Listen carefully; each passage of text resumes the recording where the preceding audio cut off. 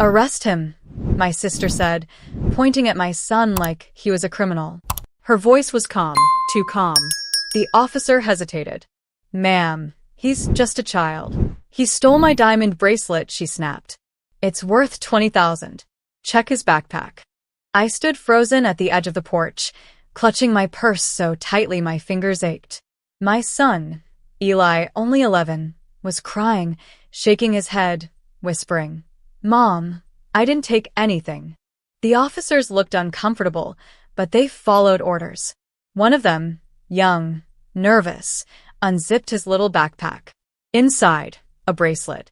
Glittering, shiny, carefully planted. "No," I gasped. "That wasn't there before." My sister folded her arms, smirking. "Guess you shouldn't have raised a thief." Behind her, my parents stood watching from the doorway. Not a word, not a single word to defend him. The officers cuffed Eli's tiny wrists. The sound of the metal closing around him shattered something deep inside me. He turned toward me, tears streaming down his face. "Mommy, I swear I didn't." "I know," I whispered. "I know, baby." As the police car pulled away, I looked at my sister. "Why?" She smiled, adjusting her hair. "Because you've always thought you were better than me." That was the moment something inside me died, and something else was born. Cold. Focused. Unforgiving. My name is Lena Hart, I'm 31, and that day, I stopped being the nice sister.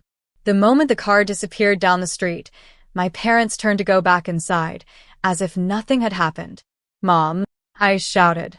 "You just watched them handcuff your grandson." My mother sighed, annoyed. "Lena, your sister wouldn't lie about something like this. Maybe the boy just made a mistake." A mistake. That's what they called it when my son was dragged away, terrified, into a police car. My father mumbled, "We'll sort it out quietly. No need for drama." I laughed, a dry, broken sound. "Drama? You just let your grandson get arrested on a lie." My sister stood there, arms crossed, lips curved in that smug little smile she always wore when she thought she'd won. "Face it, Lena," she said sweetly. "You've always been the mess of this family. It was only a matter of time before your chaos rubbed off on your son." My hands trembled, but my voice didn't. "You planted that bracelet."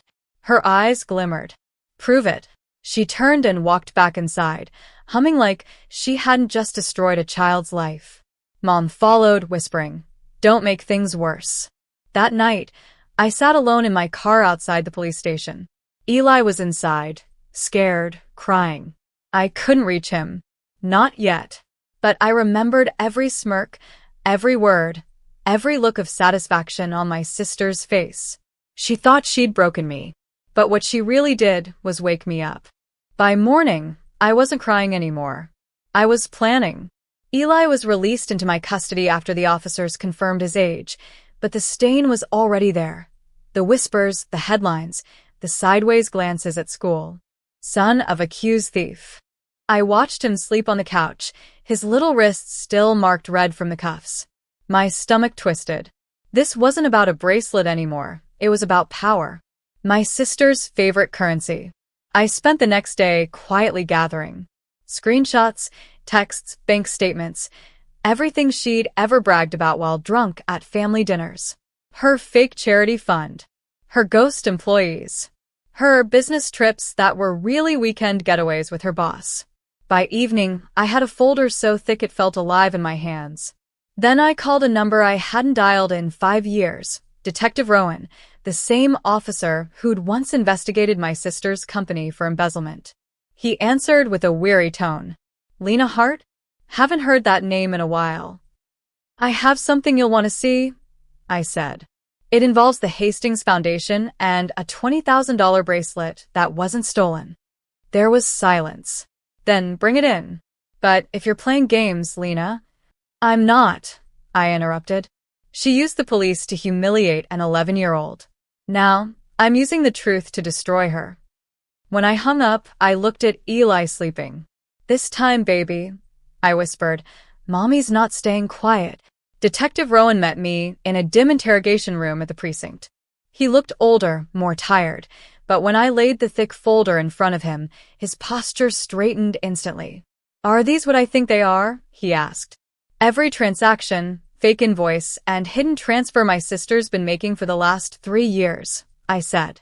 "She's been siphoning money through her own charity. Millions." He flipped through the pages, his brows furrowing. "And this bracelet incident?" "She planted it," I said flatly. "She used her connections in the department to make a false report, to humiliate me, to ruin my kid's name." Rowan exhaled. "That's felony fraud, conspiracy, and false accusation if we prove it." "Prove it," I whispered. "And make sure she never uses a police officer like a weapon again." He nodded slowly. "I'll start the process, but I'll need you to stay quiet." I smiled, the same kind my sister used to wear when she thought she'd won. Quiet is what I do best. When I left the station, I saw her car parked across the street, her silver BMW, the one she'd bought with stolen grant money. She was inside, laughing on the phone, sipping her overpriced latte. She didn't notice me walk by, but she would, because in less than 72 hours, every company she'd ever worked with, every investor she'd ever lied to, would see her for exactly what she was. By the next morning, the dominoes had begun to fall. Detective Rowan's team worked fast, faster than I'd dared to hope. They quietly reached out to the bank, the grant office, and the supposed sponsors of my sister's foundation. Every number led to another ghost, every transaction to another fraud. At home, Eli was quieter than usual. He sat by the window, tracing the condensation with his finger. "Mom," he said softly, "did I do something bad?" I knelt beside him, brushing his hair back. "You did nothing wrong, sweetheart. Grown-ups did." He nodded, trusting me completely, and that made my rage burn brighter. That night, I drafted the final piece of my plan. An email with attachments, spreadsheets, audio clips, photos, and one single sentence. The truth about the Hastings Foundation. I scheduled it to go out to every journalist, board member, and donor on Monday morning at 8 a.m. sharp. At 8:02, my phone started vibrating nonstop. By 8:10, the story was everywhere, trending, breaking, spreading like wildfire. Charity director under investigation for massive fraud scheme. I sipped my coffee in silence as my sister's face filled every news feed. At 8:27, my mother called, screaming, "What have you done? You ruined her career." I stared out the window, my reflection calm, unshaken. "No, Mom," I said softly. "I didn't ruin her career. I just turned on the lights and watched the roaches scatter." By noon, it wasn't just a scandal. It was an earthquake. The Hastings Foundation's accounts were frozen. The board of trustees resigned in panic. Reporters camped outside her gated community. Every channel played the same footage, my sister in her designer coat, covering her face with a handbag while cameras flashed. And yet, she still had the audacity to call me. Her voice shook, but not from guilt, from fury. "You think this makes you better than me? You humiliated your own family. You destroyed everything." I held the phone to my ear, silent for a beat. Then I said, "You destroyed it yourself the moment you called the police on my child." "You don't understand, Lena," she shouted. "It was just supposed to scare him, not what?" I cut in. "Not handcuff him? Not traumatize him? Not make him think he's worthless because his mother isn't rich enough?" Her silence was my answer. "Listen carefully," I said, my voice low, calm, deliberate. "You always thought you were untouchable because Mom and Dad covered for you.